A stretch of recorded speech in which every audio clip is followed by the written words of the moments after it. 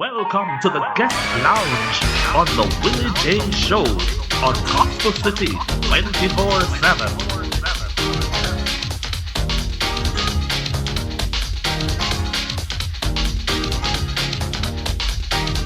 Be entertained, informed, and edified on Saturday morning's talk radio show, the Willie J Show on Gospel City 24/7. And now,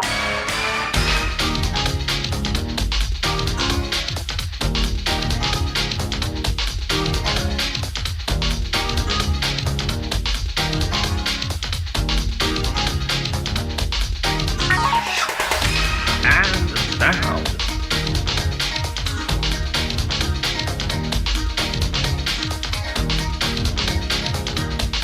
and now, with today's guest, here is the man himself, Mr. Willie J. It's that time of morning again for those of you in the US and Canada.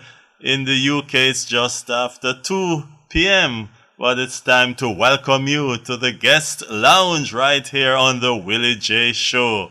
And as is usual at this time of morning, I have a special guest for us to chit-chat with. And this morning, I have with me the man that goes by the name of Ancient Priest. Welcome to the show, Priest. Blessings, Sir Wilmot. How are you doing? I'm doing great, and it's so wonderful to have you. What is your birth name? Would you like to share with us your birth name? Yes, I want to tell you, say, the birth name, ever since it has had a little thing to it. Because the first name is Lee, like as in Lee. Okay. And then the last name is Johnson. So, I see. Whenever I do business that I need to sign my name or say my name, when I say Lee, the person stop with the pen, wanting to see if they're supposed to continue because they're looking at a black man. Yeah. They've never heard a black man with yes, indeed. with his first name, Lee. yes. And then some would say you have two last names.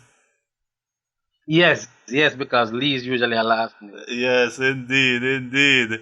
Very interesting. So we'll stick to priest. Yes. Yes, man. And so tell me, where in Jamaica do you originate from, and what was life like for you as a child? Well, I'm from the cool hills of Manchester, South Manchester to be exact. Okay. It's very close to Mandeville. I live about 5 miles from Mandeville, and life for me growing up, the real country life. You understand? Talking about wood fire, Yes. pit latrine. Mm-hmm. Talking about the whole 9 yards as it relates to country boy, and life was really rough growing up because my mom got pregnant when she was just 16 years old for a married man, Okay. and that girl, so Yes. my father wasn't around. My mother was too young to take care of me, so I ended up growing up with my grandmother. My grandmother had 14 children, so I was in a big yard, as what I call it. Yes. Yeah. Incidental. And I was saying, incidentally, you're from my parish too. I originate from yeah, Manchester. yes, Yeah. from Manchester. Yes, indeed. Okay. Yes, indeed. Yeah. So you grew up with your grandmother. Yes. Tell me a little bit about life when you would have reached, say, high school. What was happening then? Well, at that point, I was really following some bad company, and I was really out of hand. I was smoking in high school. I was still heavily involved in music because what had happened is that my grandmother discovered I was musical, and she pushed me to play drums. 'Cause I started out on drums, pushed me to play drums in the church that was closest to our home. So Okay. my principal saw me playing drums, so I had to play drum at school for At the school. festival. Okay. Yes, but behind that, I was one of them really bad broke young man. You know, thief like a puss. So I'm telling you. So Okay. really, I used to follow my friends and go into people's shop and take the stuff and all of those things and but in high school, it I got caught up in some real bad company. I started smoking. Started doing some really as what would I call battery. Yes. Now they call it gang rape. Yes. But back then we didn't see it as anything. So it was I was really terrible back then. So Okay. Okay. All right. So you said you had an entrance into music mhm. during high school, where you started to play the drum at church and at Yes. school. How did that progress? It progressed well, because in spite of the fact that I was playing room for rent with the church, because as a musician, you're playing in church Yes. as a musician, but you're not saved. Yes. So with all of that now, I got an opportunity to to really um go all over for conventions, for harvest. And then Yes. one day I was in my bathroom singing. I was singing this song, got to live my life for Christ. Got to live my life for him. Uh He's huh. the one that I love. And I don't care. Well, a very old song. I don't remember the name of the composer. Yes. But my grandmother heard me again singing that song, and then she thrust me on the stage. Wow. So I had to be singing and playing. So the development really started around that time when I had to go all over the place playing and singing, and I guess that was what that was where the conviction really started to develop. Because they say if you hang around the barber shop long enough, one day you'll get a hair Yes. to cut. Yes. Yes, Yes, indeed. Yes. And so I see here that your grandmother played a pivotal role in your music development then, because she yeah, is the one who identified the talents and pushed you into it.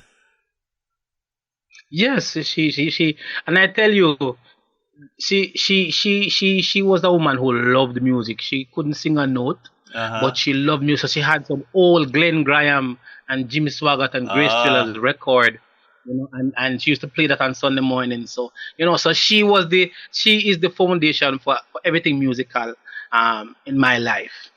okay, So yes. that was So, yes. this question now. You started out playing music in the church and in the school, but you were not a Yeah. Christian at the time. So, did you go on to secular music, or did you start out somehow in the gospel music? I started as a musician in the secular world, Okay, yes. but not as the artist. So, I used to play. tell us a little about that. Mhm. As a what it was like as a musician in the secular world. Yes, well, I didn't play for any big names because country boy. So, Uh but huh. but what happened? Life there was it was like a tornado, because what happened is that you are seeing so many things. You're seeing the ganja. You're seeing a certain type of lifestyle with womanizing, Mhm. and you're seeing a lifestyle, and then the Rastafarian influence is so strong in the secular world Yes. that you cannot hide from it.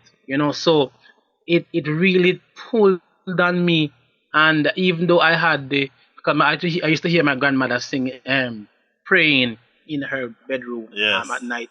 So you had that godly, and you had to go to Sunday school. It doesn't matter what was happening, you had to Yes. go to Sunday school. So that was there, but what was happening around me, and because I love music so much, I was so involved. It dragged me down a road. But to tell you the truth, some of the times you were on stage playing, and the person's out there healing up Selassie and talking about Under Woman and all them something there. Yes. And you felt so out of place. You Yes. felt out of place, but you want to just fit in, so you don't You say don't anything say to anybody. anything. Yeah. Yes. Yes. Yeah, Yes. yes, man. So and I tell you, I tell persons that the money I made when I was a teenager playing secular. I have been doing gospel for 10 years now, and I've not made so much money. Yeah, and I used to make more money secular And than then it, when I'm doing uh, in church music now. So okay. that was one of the pulling force. Also, you saw a livelihood out of it, Yes. and yes, sir. All right. So where exactly did the change take place? How did it come about that you made that commitment of your life to Christ? All right. So while hanky panky and doing all sort of stuff, I had a very good friend. His name was Mello, and well, his real name was Milton. What was that? Milton Wheatley, but we call him Mello. Yes. Very, very good friends, man. We were friends from I can't remember. I think it was from birth. He was about 2 years older than me, but from if I know myself, Yes. we were friends because we played the drum together, and Okay. so and then when I was about 17, 18, about 17, 18, one day he came to my house, a Sunday afternoon. He came to my house and he was saying, let us go. Cause they call me Kenny Rogers. So I say, I said, Kenny, let us go to Newport to check one of his uncles. And I'm like, yo, bro, I don't feel like it. No, I don't feel for left me. And I said, come no, man. And he was saying that, he wanted us to walk through a shortcut. Uh-huh. And I was like, no, can't bother. Me not vibe that right now. Lo and behold, long story short, he went by himself. Uh-huh. Because I didn't go with him, he took the long road. And he took the main road. Yes. And on his way to visit his uncle, a truck came up and hit him. A truck hit him and killed him that afternoon. And I blamed myself for that accident because I was saying that if I had went with him, if I'd Yes. gone with him, then we would have took the shortcut and he wouldn't get killed and all of that.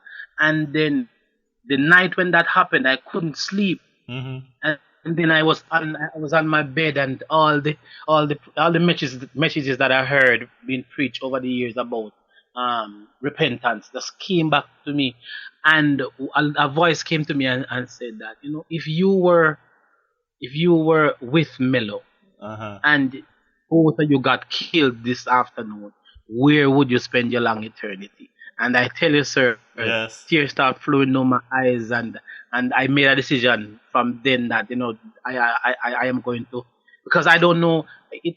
You hear every time about judgment and the return of Christ, Yes. but Yeah. that doesn't mean that will be your ending. You can die before that time. Yes, sure. So yes. So Okay. that was where the conviction came. And you then accepted Christ. Now, Yes, I accept it. yes, after doing that now, no doubt you would have continued playing in the secular world for a little bit. How did you make that transition? Yes, I tell why. If after all of that, and I made a decision, I tell you, because of the money Yes. and the kind of lifestyle, and I was in fifth form at that point. I don't Okay. remember. But it wasn't easy to let that go, because that was where you had your extra food. I remember mom in the boat, dad in the boat, so things kind of rough a yard. Yes, indeed. But the real thing hit me when one Sunday I was playing in church, and I had a gig the Saturday before that, and Okay. Yes. it didn't work. So because I used to gig on a Saturday and Friday some of the time, church Sunday man, sometimes gig Sunday night same way. Wow. I Yes. tell you, boy, God is really merciful. God is really merciful. Yeah. So I was in church one Sunday morning, and lo and behold, Lester Lewis walked through the door, and I was Okay. playing and singing. Uh-huh. I was playing and sing. I was singing backup with the praise and worship, and I was playing. And after he came and he ministered, and after church he came to me and he said, "Son, you know you're very talented." And he talked to me for about 45 minutes, and he encouraged me to come to his house the Yes. Monday morning. And I went over to his house, and he asked me to be a part of his band. and Okay. and and that was where I found out that you can do gospel music, and you don't have to do secular music to really enjoy it. Because in church, as a musician, I was not really enjoying the music in church. I tell you the truth, I wasn't. I enjoyed the big stage. I enjoyed playing for artists. But Yes. when I went around Lester Lewis, now I realized that it That it existed could be done in in the Christendom too. yes, in Christendom. Yes, Yes. yes, yes. So that was really the transition. And with Lester Lewis, he had his he was not just about music. He was about a lifestyle. So he had his devotions.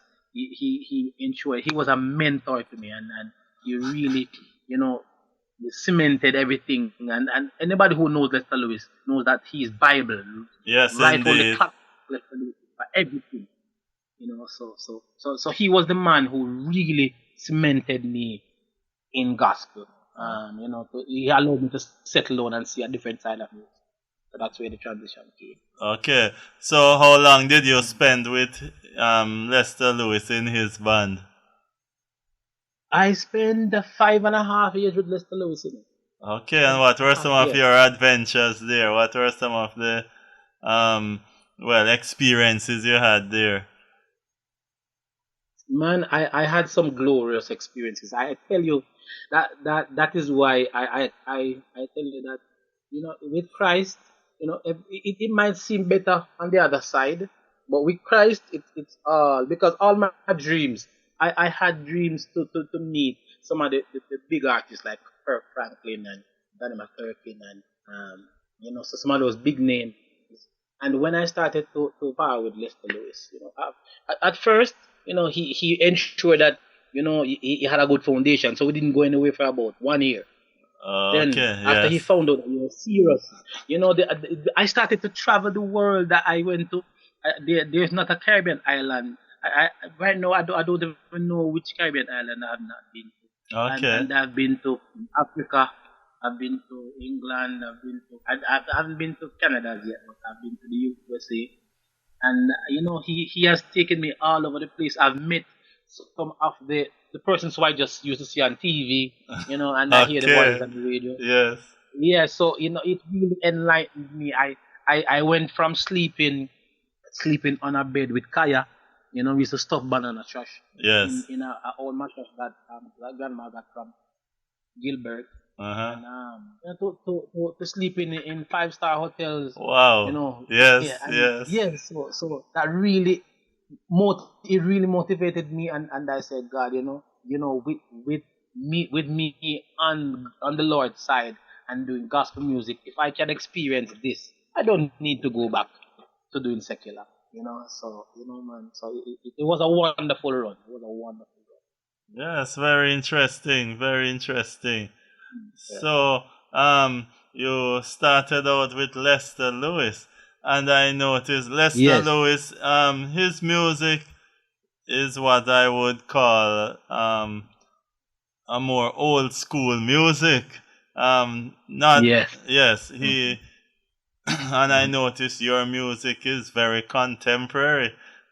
So I wonder how did you transition from Lester Lewis into your thing now, and um how did it all work out for you? Yes. So the thing about Lester Lewis is that Lester Lewis always encourages us. He always encourages us to be an original. He would say, "Don't be a carbon copy. Don't be anybody's shadow. Yes. Be an original." So with that now, as I told before, I used to do secular, and so the influence of the dancehall, quote unquote, was there from I was growing up. And in the 90s, the dancehall had a heavy influence. Yes, And indeed. I fell in love with with the dancehall. And when Papa San in 1998, when Papa San got saved Uh-huh. and Stitchy and this and because for me, because I only knew the Grace Trillers, the Glenn Graham, the Jimmy Yes. Swaggart, those type of gospel music, Uh-huh. and Lester Lewis was the closest thing that came and changed. Those were the closest thing that came to anything Yes, because his music is very reggae. Yes, professional at the same time, you yeah, know. Yes. yes, definitely. So when Papa San got saved in 1998 and stitched it, and then it flew over into 2000 and so when I heard what they were coming out with, because while with Lester Lewis, we used to do shows with them, because Yes. we used to do gospel train, as a youngster, I was doing gospel train with Lester Lewis, and saw Papa San, and I was like, you can do this in church too, and it really impressed on my heart to see how especially young people gravitated to Yes, to yes. that type of music. And I was saying that if the influence from the music can touch young people like that, then I can do it too.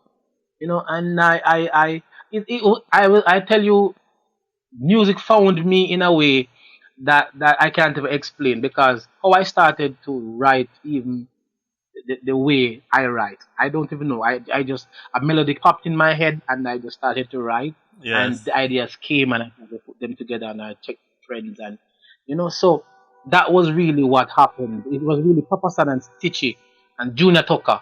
That Yes. that was when, and when Danny Brownie got saved, and Yes. then Yes. Prodigal Son came out. All of that was what really influenced my type of music. Oh, yeah, so they sort of Yes, created a foundation for you on which to build yes, the type of music you were going to produce. definitely. Okay, so you got all of that experience, all of those experiences. Uh, how did you get into doing your first album or EP that you would have come out with? All right, so I met a friend. His name is Ryan Roberts. And he has a studio, and we call it the 3R Studio. And he was just a beginner like myself. So I was just started to learn to write. I had a vast experience as it relates to musicianship, but Yes. as it relates to writing, I didn't have that experience. So he had a studio, and we met, and it was just they say love at first sight. Yes, yes. It was just a connection. It was just a connection at first sight, and then because we met at an event, and I sang at the event, and he was there, and then he liked my vibe, and then we just started to do some work, and he gave me some tracks, and I started to vibe the track them, and then songs started to come, Yes. music started to come, and all of a sudden I realized that I had 6 songs, I had 7 songs, I had an album. Okay. So that's how the first album came about. Yes, Yes, indeed. man. And I can tell that I really love the songs on the album. They are professionally Yeah, man. done, and as I said before, they are contemporary and just full of vibes. They are the Yeah, type man. that the young people will really gravitate to. Um, you know, Yeah, I especially absolutely love true. the one that you did with Golda. That one, I just love it. Oh, Yes, my oh. father is a millionaire. I don't think that's the name Million of the views. song, but I really love that Yeah, one. So you yeah, man. mentioned about writing. Do you write all of your songs or just some of them? Well, all of the original songs, yes. I don't remember doing. I don't. The only person who has co-written on some of my work, I was signed to Catalyst School label. Catholic School Okay. production Yes. with Paul Yeah. Barkley. Yes. And yeah, so he, but the main ideas were mine, and while we were recording, he would drop in a Make line or two. contributions. Yes. So, yes, yes, yes. So he was the only co-writer. Um, Okay. yes. So, tell me now, how do you go about writing a song? Do you just sit down and write it, or how do you really do it? Do you say I want to write about peace, and you just sit down and put together a song about peace? How does the inspiration flow? All right. Well, inspiration for songs for me comes from different events. So I might be watching the TV and something happens, and I wrote a song, "The Place Around Red Hat," and I was watching the news, and there was so much violence and so much killing, and the song Yes. in the melody is around red hat. You mean in a no long chat a full time the foolishness we stop. So Yes. something like that. I'll be on the airplane traveling to somewhere, and a song come. I so it all depends on there's never a time when I say I'm going to sit down and write a song. Okay. I've Yes. never written a song.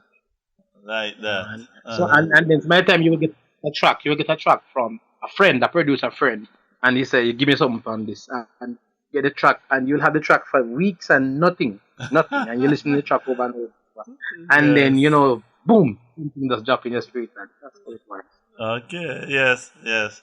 So you depend on the Lord for the inspiration. When He drops it in Definitely, your soul, you just put it together.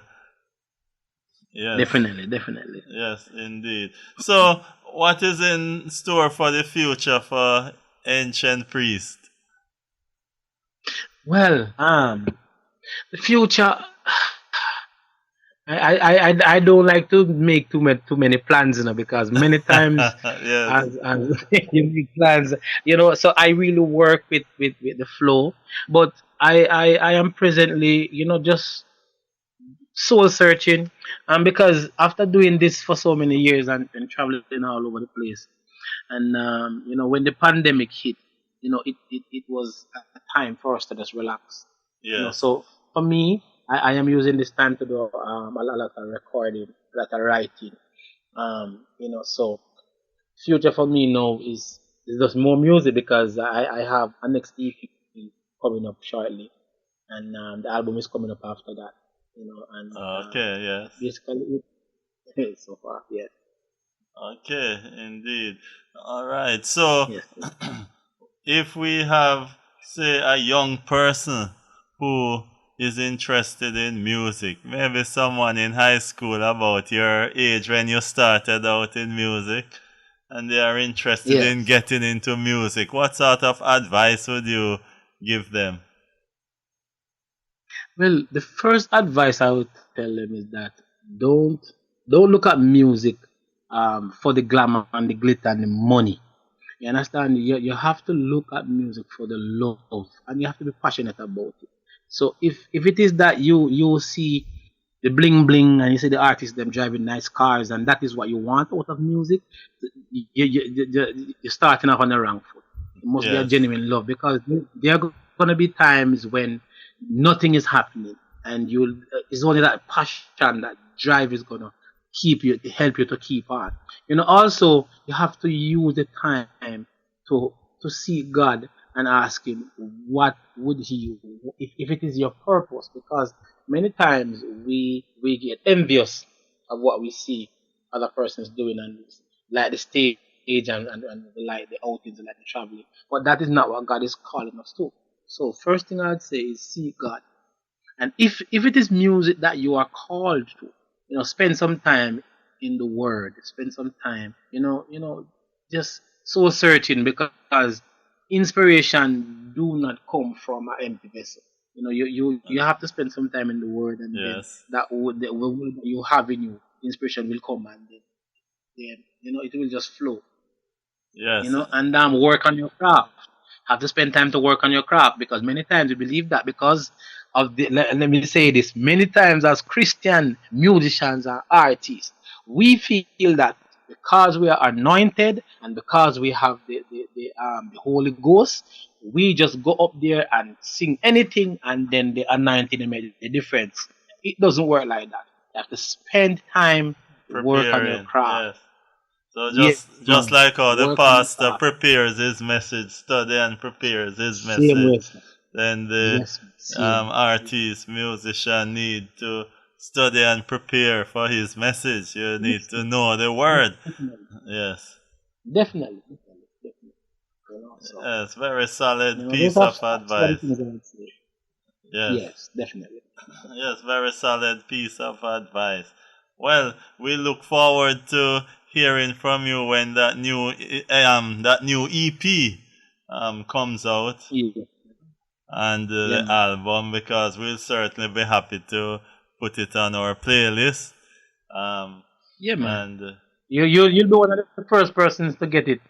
As soon as it is completed, definitely. Thank you so much. So, anyone Yeah. hearing us today and wish to contact you, because of course we know things happen virtually these days. So, suppose someone Yeah.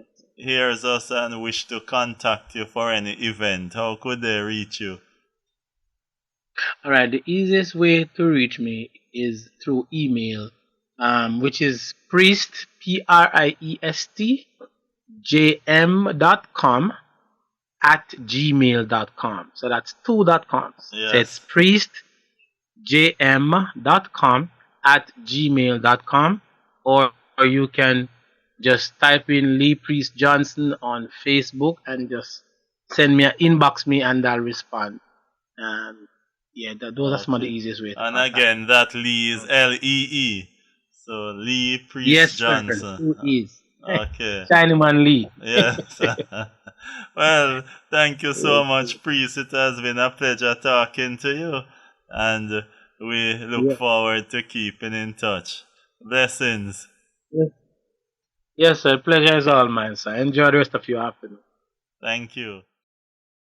24/7 day and night. 24/7 sleeping or awake. Gospel City. 24/7